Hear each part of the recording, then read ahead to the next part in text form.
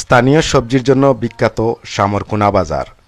মৌলভীবাজার থেকে প্রায় 5 কিলোমিটার দূরে এই বাজারের অবস্থান।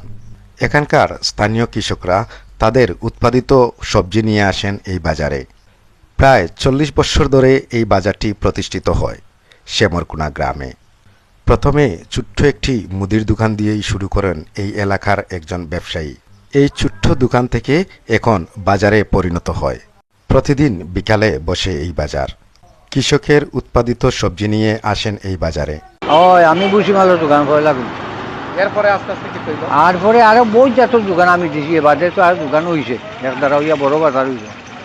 যে সামরকুনা ঐতিহ্যবাহী বাজার, এই বাজারও শাক সবজি মনে করেন সামরকুনা, বরসেক, লঙ্গাই, চৈত্রঘাট, খান্দিগাঁও, তারপর সালামিটিলা, জলালপুর, এগুলা তাকি লোকাল যে সবজিগুলো আছে, মিষ্টি লাউ, ফানিলাউ, শাক সবজি, লুবি, চিচিঙ্গা, জিঙ্গা, সব কিছু মানে লোকালের খুব বেশি আয়। মৌসুমে প্রত্যেক সবজি, কাঁঠাল, আম, আনারস বা ওই যে জাম ইত্যাদি ফল ফ্রুট লোকাল এলাকাতে খুব বেশি আয়। মৌলভীবাজারের কমলগঞ্জ রোডে এই বাজারের অবস্থান। প্রায় 40 বছরের ঐতিহ্যবাহী এই বাজারটি এই অঞ্চলের মানুষের জন্য বাজার সদাই করার জন্য বড় একটি কেন্দ্র।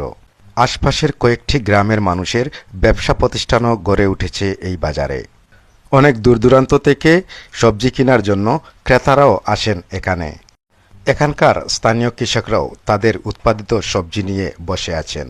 ক্রেতারাও তাদের চাহিদা মতো সবজি কিনে নিয়ে যান এই বাজার থেকে। তো আমরা রেগুলার বাজার হয়, আমরা রেগুলার চুরাচুরি ফলাইলে রেগুলারই অন্য বাজার হয়, আপনি বেচা বিক্রি করে। ওই তো শাকসবজি এটা রামাই টামাই, এটা যেগুলা যেটা আপনার ফলাইতাম বাড়ি ওটাই নিয়ে যাই। লোকাল সবজি, লোকাল সবজি বেশি। তো বর্তমানে প্রসিদ্ধ এলাকার কিছু শাকসবজি উঠে, ওগুলাই পাইছে নেয় বেশি। মাছ মিলে, তবে মাছ এটা এখন আর আগর মতো নাই। আগে যেটা সুবিধা আছিল, দেশি মাছ মিলত, এখন বেশিরভাগ ওই আড়তি মাছ, লোকাল মাছ নাই। হ্যাঁ, সবজি লোকাল সবজি আমরা মোটামুটি যা উঠে আমরা এলাকার মানুষের আমরা রয়ে যায়। প্রত্যেক গ্রামেই ফলানি হয়, প্রত্যেক গ্রামে।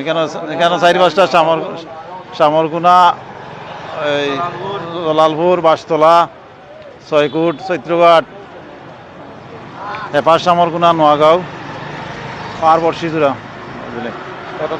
আমি ছোটকালে শুনছি যে এই গ্রামের নাম শ্যামরকুনা। শ্যাম একজন হিন্দু প্রতাপশালী ছিল নয়, তার নাম অনুসারে গ্রাম আছিল। তারপরে আপনার অন্য অন্য জাতি ইয়া এখানে বসবাস করছে। আর এর অতীতে শুনছিলাম এই দেওয়ান আব্দুল বাসির স্টেটের ভিতরে একটা জমিদার ইয়ানো বাস করছিল চতুর্দিকে হতারে আছিল। হ্যাঁ, দেওয়ান সাহেবের নায়েব হলে বলে অন্য লইতা খান না, পাহাড়ের খানটা লইয়া সাইটে সেটা পাহাড়ের জঙ্গল বাঘ টাক থাকতা একটু ওরিয়া। আর ও নাম অনুসারে এলাকার মানুষে কয় আর কি খান খাঁচারি বাজার, কিন্তু নাম শ্যামরকুনা বাজার, শ্যামরকুনা গ্রামের ভিতরে বাজার।